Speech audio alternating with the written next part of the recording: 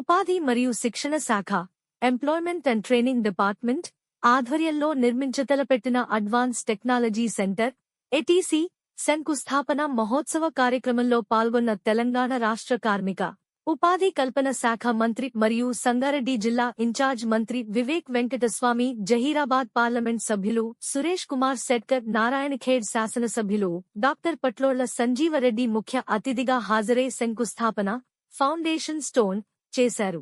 నారాయణఖేడ్ మండల పరిధిలోని జుక్కల్ శివారులో ఉపాధి మరియు శిక్షణ శాఖ, ఎంప్లాయ్మెంట్ అండ్ ట్రైనింగ్ డిపార్ట్మెంట్ ఆధ్వర్యంలో నిర్మించతలపెట్టిన అడ్వాన్స్ టెక్నాలజీ సెంటర్ ఏటీసీ శంకుస్థాపన మహోత్సవం గురువారం అత్యంత ఘనంగా జరిగింది.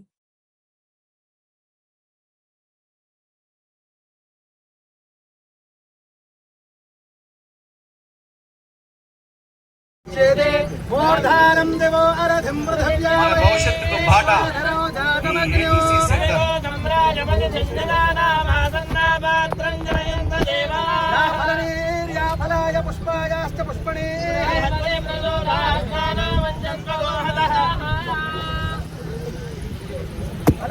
పుత్ర పౌత్ర ప్రావర్ధనో యస్మాత్తస్మాశివం మే శామదశాంతిం ప్రయచ్చమే. ఓం ధ్రువం దేవాజావరుణ ధ్రువం దేవో బృహస్పతిః అందులో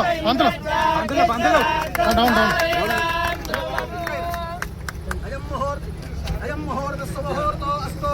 ఏతద్ ముహూర్తకాలే సూర్యాదీనాం నవానాం గ్రహాణాం అత్యంతానుకూల్యతా ఫలసిద్ధిరస్తు.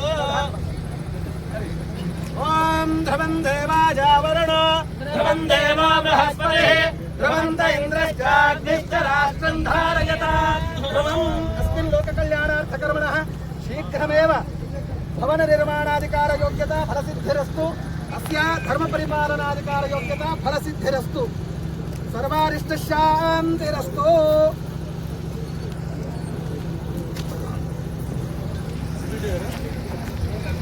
ఒక్కటైన చేతనం జయ జయ హే తెలంగాణ జననీ జయ కేతనం.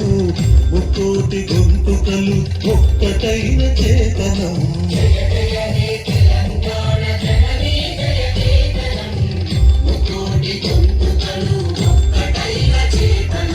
తరతరాల చరిత గల తల్లి నీరాజనం. తరతరాల చరిత గల తల్లి నీరాజనం. పసి చిల్లల నీ పిల్లలు ప్రణమిల్లిన శుభతరుణం.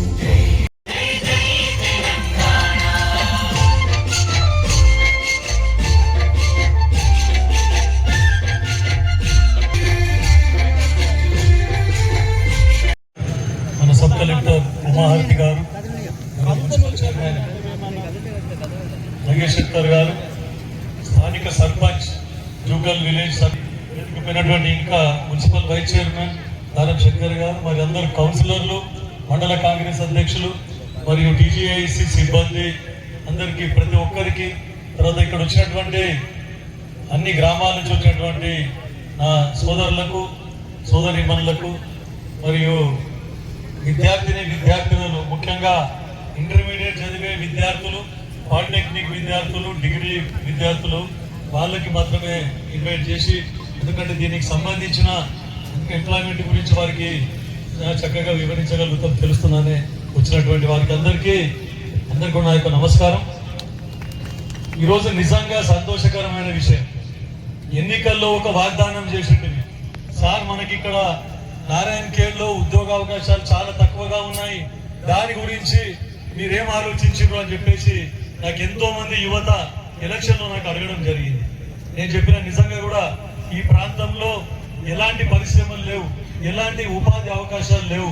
సో అలాంటిది ఎంతో మంది వలసపోతూ ఉంటారు. ఎడ్యుకేషన్ లో చాలా వెనుకబడి ఉన్న ప్రాంతం కాబట్టి దీన్ని ముందుకు తీసుకుపోవాలనే ఉద్దేశంతో గౌరవ ముఖ్యమంత్రి రేవంత్ రెడ్డి గారు ఆ రోజు పిసిసి అధ్యక్షులు ఉన్న రోజు కూడా మేము రిక్వెస్ట్ చేయడం జరిగింది, సార్ మీరు ముఖ్యమంత్రి అయిన తర్వాత మా నారాయణఖేడ్లో నిరుద్యోగ సమస్య తీర్చాలి, వలసలు ఆపాలి అని చెప్పేసి రిక్వెస్ట్ చేస్తే వారు కూడా సానుకూలంగా స్పందించారు. ఈ రోజు ఆ కళ నెరవేరబోతా ఉన్నది.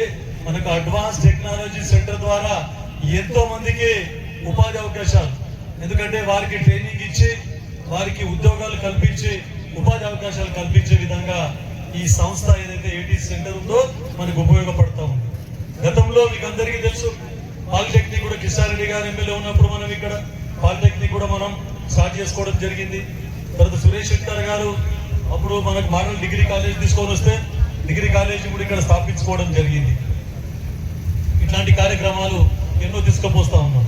ఈ భవిత గురించి, విద్యార్థుల భవిత గురించి ఎప్పుడు మన వెనుకబడ్డ విద్యలో వెనుకబడ్డ నారాయణఖేడ్ ప్రాంతానికి అన్ని విధాలా మనము ముందుకు పోయే విధంగా ఇక్కడికి విద్యార్థులకు సౌకర్యాలు కల్పించాలనే ఉద్దేశంతో ఒక లైబ్రరీ, ముఖ్యంగా మన సబ్ కలెక్టర్ గారు తర్వాత కలెక్టర్ గారు ఒక ఏంటంటే రెవల్యూషన్ లాగా అన్ని లైబ్రరీలకి అన్ని విధాల విద్యార్థులకు కాంపిటేటివ్ ఎగ్జామ్స్ కన్నిటికి ఉపయోగపడే విధంగా లైబ్రరీ రివల్యూషన్ తీసుకొచ్చి లైబ్రరీలకి మనం అన్ని ఫండ్స్ సిఎస్ఆర్ ఫండ్ జోడించి అన్ని అవకాశాలు కల్పిస్తాము చదువుకోవడానికి అని చెప్తే కొన్ని ఎన్జిఓ ఆర్గనైజేషన్స్ కూడా పట్టుకొని చాలా లైబ్రరీలు కూడా ఇక్కడ ఏర్పాటు చేసుకోవడానికి మనకు అవకాశం ఏర్పడిందని చెప్పేసి ముఖ్యంగా చెప్తా ఉన్నాం.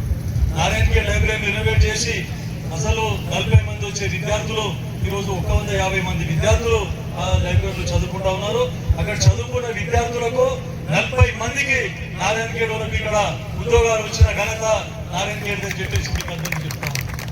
ఎక్కడ పోయినా కూడా గవర్నమెంట్ ఏదైతే ఉందో గవర్నమెంట్ కాలేజీలలో కూడా ఈ రోజు మనకి first rank, 5th rank, 3rd ర్యాంకులు కూడా గవర్నమెంట్ జూనియర్ కాలేజ్కే దక్కిందని చెప్పి చెప్తా ఉన్నాం.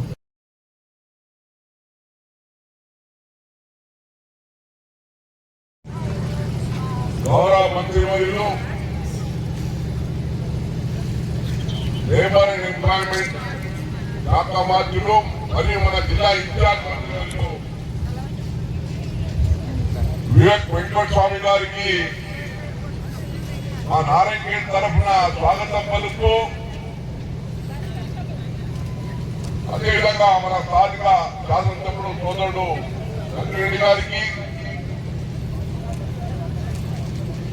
మన జిల్లా కలెక్టర్ గారికి, జిల్లా ఎస్పీ గారికి, అడిషనల్ కలెక్టర్ గారికి, మా సోదరుడు నవీన్ శెట్కార్ గారు మున్సిపల్ చైర్మన్ గారికి, మరి స్థానిక సర్పంచ్ గారికి, మరి చాలా మంది మా సీనియర్ లీడర్స్ ఉన్నారంతా నారాయణఖేడ్ మా సర్పంచ్, కౌన్సిలర్, అంత సీనియర్ లీడర్స్, పార్టీ అధ్యక్షులు, మరి ప్రత్యేకంగా వచ్చిన ప్రముఖులు, సోదరులు మీకు అందరికీ నా హృదయపూర్వక వందనాలు. ఇప్పుడే సోదరుడు సత్యరెడ్డి గారు అన్ని విషయాలు సవివరంగా చెప్పడం జరిగింది. మరి మనకు అందరు తెలుసు నారాయణఖేడ్ గతంలో ఎట్లా ఉండే ఇప్పుడు ఎట్లా అవుతా ఉంది అని కూడా రైతు కూడా కళ్ళ ద్వారా చూస్తూ ఉన్నారు. ఉద్యోగాలు కూడా కొంచెం పుస్తకాలంలో ఉన్నాయి. అది గురించి ముఖ్యమంత్రి రేవంత్ రెడ్డి గారు ఒక ఆలోచనతో లేదు మనం ఈ వైట్ కాలర్ జాబ్స్, ఈ ఐటీ జాబ్స్ పోవడం వల్ల మనం మళ్ళీ ఈ వెల్డర్స్, ఈ ITI technicians, nurses, auxiliary midnight nurses వీళ్ళందరికీ ఉద్యోగ అవకాశాలు కల్పించాలి. ఈ అవకాశం కల్పిస్తే మన తెలంగాణ రాష్ట్రం నుంచి మనం ఉద్యోగాలు ఇచ్చినట్టు ఉంటుందని చెప్పి ఈ ఆలోచనతోని 10 సంవత్సరాలు టీఆర్ఎస్ హయాంలో ఐటీఐని ఒక్క పైసా కూడా ఇవ్వలేదు. ఆ రోజులలో అన్ని కూడా చాలా ఘోర పరిస్థితిలో ఉండేది. ఇలాంటి సమయంలో మన రాష్ట్ర ప్రభుత్వము టాటాస్ వాళ్ళతో మాట్లాడి, అలాగే మిత్రులు పెద్దలు నారాయణఖేడ్ కాన్స్టిట్యున్సీని మంచి అభివృద్ధి చేయాలి, దీన్ని దూసుకుని వెళ్ళాలని చెప్పి ఆ ఆలోచనతోని మన సంజీవ్ రెడ్డి గారు, ఎందుకంటే అసెంబ్లీలో కలిసినప్పుడు ఏదో ఒక ప్రపోజల్ తీసుకొస్తాడు, ఏదో ఒక ప్రపోజల్ ఫాలోఅప్ చేస్తూ ఉంటాడు. అంటే ఆయనకు తపన ఉంది నారాయణఖేడ్ని ఎట్లా ముందుకు తీసుకెళ్లాలని. తర్వాత మన మున్సిపల్ చైర్మన్ గారు, మన కమిషనర్స్ గారు, మన సర్పంచ్ గారు, మా డైరెక్టర్ క్రాంతి